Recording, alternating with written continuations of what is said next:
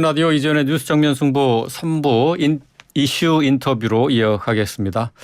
자, 어제 전국에 이번 겨울 들어서 최강의 한파가 들이닥쳤죠. 지난 12월에도 그렇고 1월 달에도 한파가 한 차례 휩쓸고 갔는데 이 때문에 난방비가 많이 나왔습니다. 도시가스 요금, 연료금 인상으로 해서 난방비 폭탄을 맞았다는 분들이 많은데요. 앞으로 또 지하철과 버스 요금 등 교통요금 인상도 논의되고 있어서 서민들의 걱정이 이만저만이 아닙니다. 관련해서 어떻게 하면은 난방비를 좀 줄일 수 있을까? 관련된 얘기 이은희 인하대 소비자학과 교수 연결해서 자세히 살펴보도록 하겠습니다. 이 교수님 안녕하세요. 네, 안녕하세요. 반갑습니다. 예, 반갑습니다. 자, 오늘 오전에 대통령실이 취약계층을 위해서 에너지 바우처 지원 또 그리고 가스요금 할인과 같은 난방비 지원을 확대하는 방안을 발표를 했습니다. 자, 관련 내용을 좀 한번 살펴볼까요?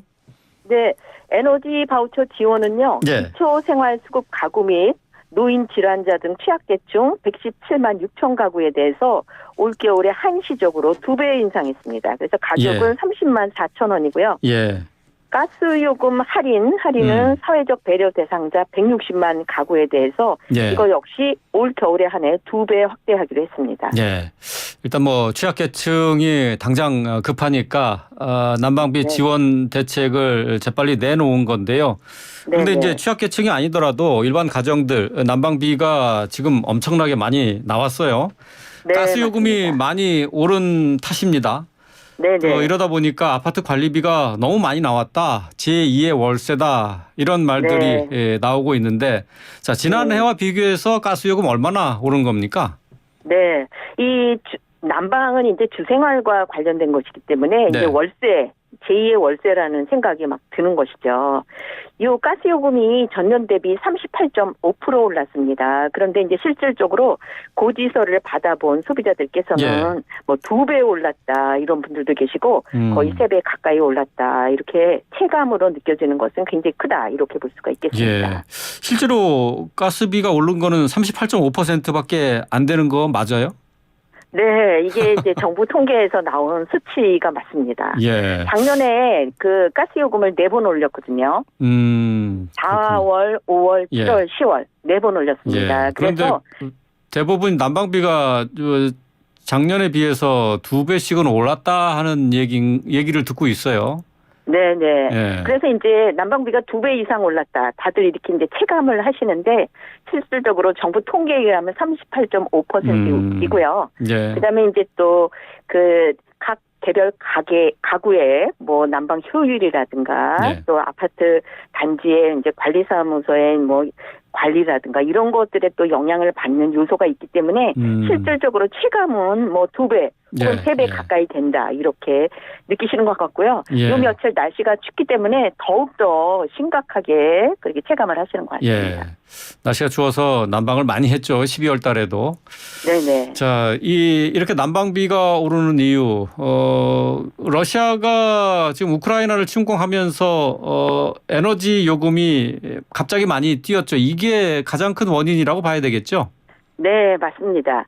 그 러시아 우크라이나 전쟁이 발발한 게 작년 2월이거든요. 그래서 이제 이게 직격탄이 된 거는 맞는데 실질적으로 에너지 가격은 그로부터 1년 전부터 오르기 시작했어요. 아, 이미 오르기 시작했다. 네, 그래서 2021년 3월부터 그 유럽발 에너지 위기로 에너지 가격이 오르기 시작했습니다. 그래서 거의 1년간 에너지 가격이 오르다가 러시아 우크라이나 전쟁으로 완전히 직격탄을 맞았다 이렇게 볼 수가 있는 거죠. 네, 그렇군요. 그러니까 이제 국제 에너지 가격이 거의 2년 동안 그냥 굉장히 급상승을 해서 제가 2021년 3월이라고 말씀을 드렸는데 거의 11배가 올랐다. 2021년 3월에 비해서 11배가 올랐다고요? 네, 그렇게 지금 통계가 나오고 있습니다. 그렇군요. 지금 뭐 정치권에서는 이 내탓 공방이 한창입니다. 이게 지금 그 교수님이 보시기에는 그 어느 쪽 말이 맞는 것 같습니까? 일단은 뭐, 저기 정치권에서 내탁 공방하는 거는 소비자들한테는 아무, 감흥이 없고요. 이 현실적으로, 지금부터 소비자로 하여금 얼마나 힘든 상황을 팩트를 기반으로 해서 우리가 대비를 해야 될 건가. 그것들이 더 중요하다. 저는 그렇게 생각합니다. 그러니까, 난방비 LNG 가격 이제 주로 말씀하시는 것 같아요. 그 11배가 올랐다고 하는데 그동안에 어쨌든 이 LNG 가격, 도시가스 가격은 거의 오르지 않았잖아요. 38.5% 올랐다고 하는데 11배가 올랐으니까 사실 이 가격에 반영이 되지 않았다. 그동안 반영시키지 않았다. 이렇게 봐야 되겠네요. 네네. 제가 2021년 3월부터 올리기 시작해가지고 1년 후에 우크라이나 러시아 전쟁 때문에 직격탄을 맞았다 말씀을 드렸는데요.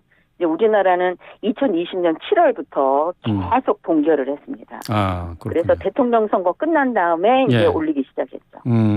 뒤늦게 이제 가스 요금이 오르기 시작한 겁니다. 네. 자, 지금까지도 난방비가 올라서 서민들의 고통이 심한데요. 앞으로 난방비 계속 오르게 되는 겁니까? 어떻습니까? 조금 낮아질 가능성은 없을까요?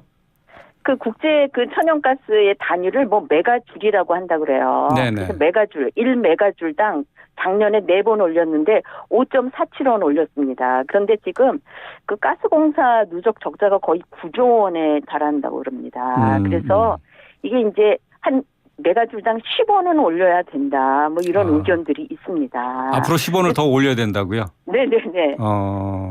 그런데 그렇게 되면 일단 일반 가게들이 다른 물가 인상으로 너무나 고통받는 데다가 이건 난방은 생활의 기본이기 때문에 너무나 힘들죠. 그래서 이제 일단은 아마 정부에서 1분기에는 동결하겠다라고 발표를 하신 것 같은데 이제 2분기부터는 동결을 할 수 있을지 그거는 좀 저는 의문이다. 이렇게 볼 수가 있겠습니다.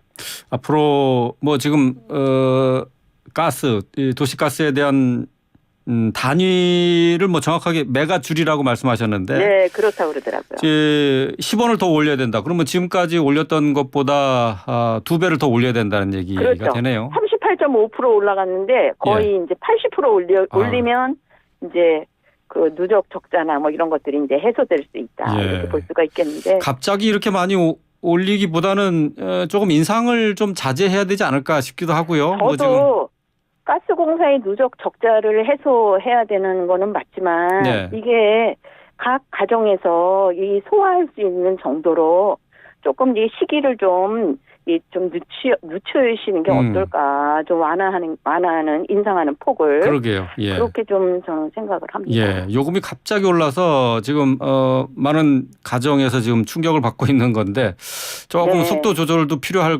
것 같아요. 근데 지금 이 전기요금이나 가스비 이런 거 외에도 택시, 지하철, 버스 요금 이렇게 대중교통 요금도 줄줄이 인상될 예정이잖아요. 네.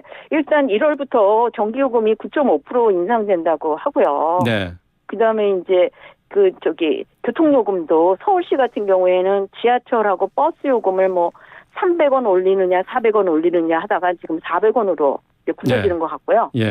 택시 기본요금도 이제 1,000원이 올라가면 기본요금이 4,800원 된다 그러고요. 네, 이게 이제 할증 시간에는 6,700원까지 된다고 합니다.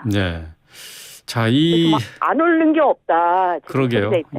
지금 이게 서민들 생활과 밀접한 관련이 있는 공공요금까지 다 들썩이고 있어가지고 지금 다들 걱정이 태산인데 말이죠.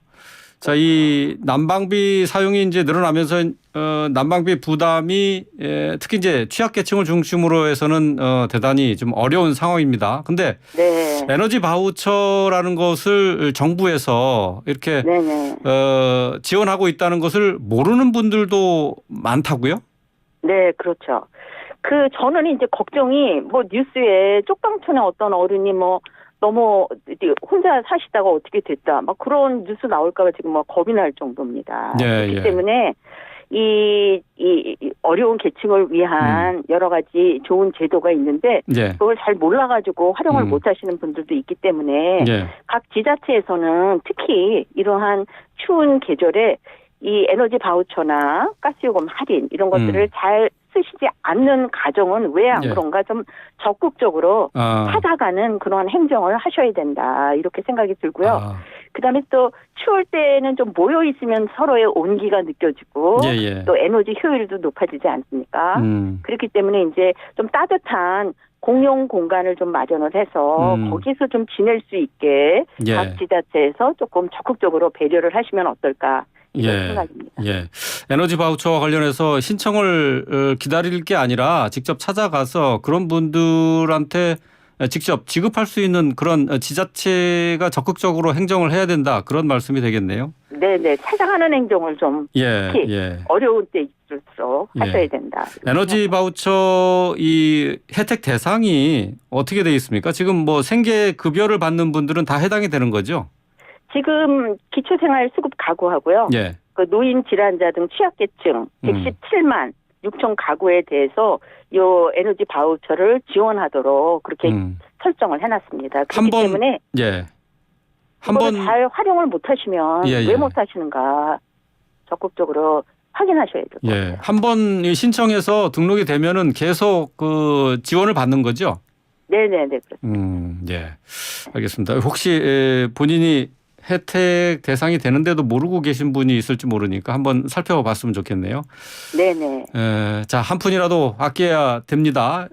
요금 인상이 무섭다 하는 의견이 많은데 자, 계속해서 오르는 난방비 어떻게 절약이 가능합니까? 어떻게 써야 될까요? 지금 우리나라가요 12월보다 1월이 더 춥습니다. 네. 그렇기 때문에 다음 달에 나오는 고지서는 더 충격적일까 봐 저도 걱정이거든요. 네, 그렇죠. 그래서 이제 또 요 며칠 굉장히 날씨가 추운데 난방 효율이 문제가 있는가를 좀 점검을 해보셔야 될 것 같아요. 난방 효율. 네네. 그래서 이제 보일러관이나 뭐 이런 거 좀 검토를 하시고요. 그다음에 또 뭐 요 뽁뽁이 사서 붙이시는 분들도 많고 또 이제 집에서 뭐 내복 입고 뭐 이렇게 하시는 분들도 많죠. 그리고 특히 이제 그 사무실이나 이런 공간들도 조금 이렇게 모여서 뭐 이렇게 활동할 수 있도록 그렇게 하면 난방 효율을 좀 올리지 않을까 이렇게 생각이 듭니다. 더군다나 이제 고지서에 이제 사용량이 표기가 안 돼 있는 경우가 좀 많거든요. 그래서 이제 에너지 사용량을 좀 표기를 해서 내가 사용량이 늘어나는가 줄어드는가 소비자가 확인할 수 있도록 하는 것도 방법이다. 네, 사용량도 체크를 꼼꼼히 하셔야 되고 난방 효율 무엇보다 난방 효율을 높이는데 좀 주력을 하셔야 될 것 같네요. 네네네. 예, 알겠습니다. 오늘 말씀 여기까지 듣겠습니다. 고맙습니다. 네, 감사합니다. 이은희 인하대 소비자학과 교수였습니다.